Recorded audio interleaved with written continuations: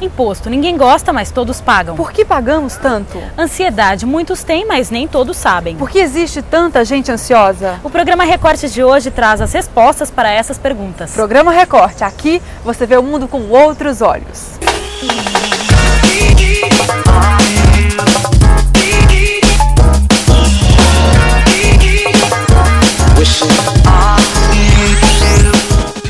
Imposto é algo que ninguém gosta de pagar, mas não adianta reclamar. Pagá-los é um dever imposto pelo Estado. Mas tem gente que acha que não paga imposto. E quem paga, muitas vezes nem sabe o que está pagando ou o porquê. Chegou a hora de esclarecer um pouco o assunto no quadro A Gente Explica. Por que pagamos impostos? Quanto pagamos e em que momento pagamos? Você não sabe? A gente explica.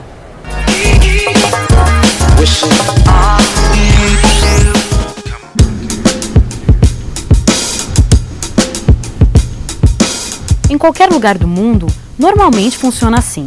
Você primeiro presta um serviço ou elabora um produto e depois recebe o pagamento por aquilo que fez. Isso vale para praticamente todas as pessoas e empresas, enfim, para todas as esferas da sociedade. De acordo com o dinheiro que tem, as pessoas e empresas calculam os gastos que vão poder fazer. Se vão poder comprar um carro novo ou fazer uma viagem. Ou, no caso de uma empresa, se vão poder pagar os funcionários e investir na ampliação dos negócios. Mas com o governo é exatamente o contrário. Normalmente no Brasil, o governo primeiro estipula os gastos e depois busca a fonte do dinheiro.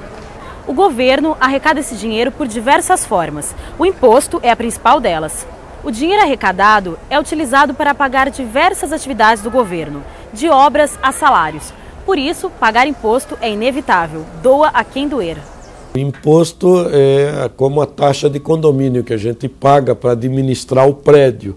E a gente paga o imposto para administrar esse grande condomínio que é o Brasil. É necessário pagar impostos para que você possa financiar as atividades típicas do Estado. Então, sem impostos, nenhum país funciona. A criação dos impostos está ligada à necessidade de organizar a sociedade. Romanos, egípcios, britânicos, praticamente não existe civilização que não tenha inventado uma forma de cobrar dinheiro dos cidadãos para sustentar a sua grandeza. A origem dos impostos está diretamente relacionada à origem do Estado. Os homens abrem mão de sua liberdade para ter ou mais segurança ou para usufruir dos benefícios de se conviver na sociedade. A partir daí, você precisa sustentar aquele Estado que vai dar essa segurança e que vai garantir esses benefícios da vida em sociedade. A cobrança de impostos também está relacionada ao poder. A história mostra que diversos países colonizadores cobraram impostos como forma de dominação. Os impostos foram a causa de diversos conflitos. Até no Brasil, a Inconfidência Mineira e a Guerra dos Farrapos tiveram na sua origem a indignação contra a cobrança de tributos. No tempo do Brasil colônia, a tributação era alta.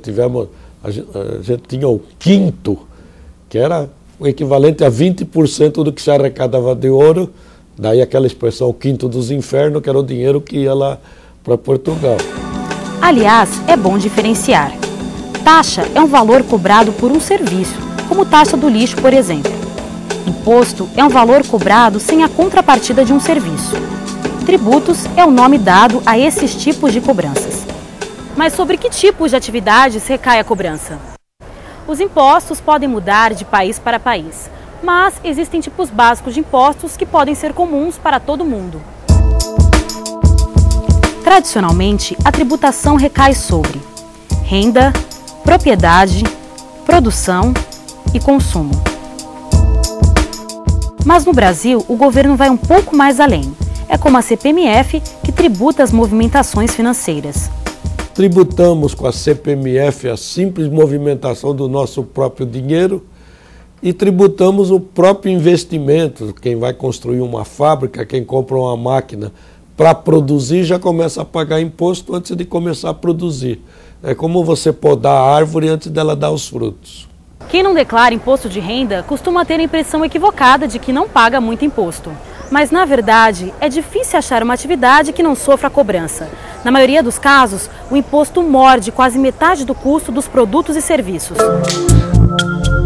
Você acende a luz em casa e lavam mais de 40% de impostos. Se você toma um cafezinho, 36% do preço que você paga fica com o governo. Às vezes, um só produto carrega uma série de impostos. Comprar e usar um celular envolve um pacotão de impostos. ICMS, PIS, FUST, Funtel, CPMF e COFINS. Impostos que mordem 30% da receita das operadoras. Imagine que você esteja produzindo, por exemplo, trigo. Quando você vende o trigo, você paga CPMF sobre aquele trigo vendido. Aí, com esse trigo, você vai fazer a farinha, né? Sobre a farinha que já incorpora o valor do trigo, você paga novamente CPMF. Quando você vai produzir pão, vai utilizar a farinha e novamente você está cobrando essa contribuição. Então, esse é um imposto em cascata. Os impostos recaem sobre as viagens, combustíveis, serviços. Todo mundo paga alguma coisa. Muita gente acha que o governo está dando de graça aqueles serviços como educação, saúde e segurança, então não reclama da péssima qualidade do serviço, porque acha que é o pai generoso que está dando aquilo para ele. Na verdade, todos nós pagamos por esse serviço e pagamos muito. No centro de São Paulo, a Associação Comercial de São Paulo mantém um impostômetro, um marcador que registra a quantidade de impostos que o governo arrecada. Nos últimos tempos, a cada ano, antes de terminar o primeiro semestre, a conta sempre bate nos 500 bilhões de reais. A pergunta que fica é óbvia: não estamos pagando imposto demais? Nós pagamos muito e recebemos pouco em contrapartida. Há alguns países que têm uma carga tributária mais alta que o Brasil, como a Suécia, por exemplo, mas além de ter um nível de renda muito mais alto, o governo devolve em serviços muito mais e com melhor qualidade do que aqui.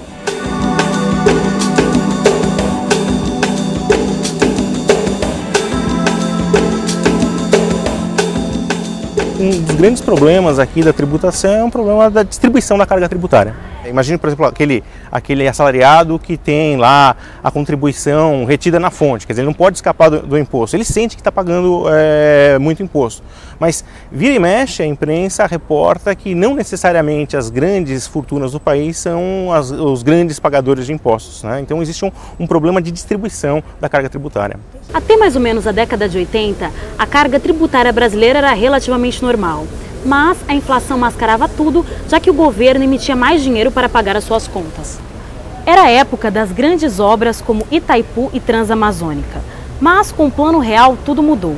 O governo parou de emitir dinheiro e o ajuste das contas reduziu a inflação. Mas os gastos continuaram, gerando uma enorme dívida pública. Os especialistas são unânimes. Este é o grande combustível da atual carga tributária.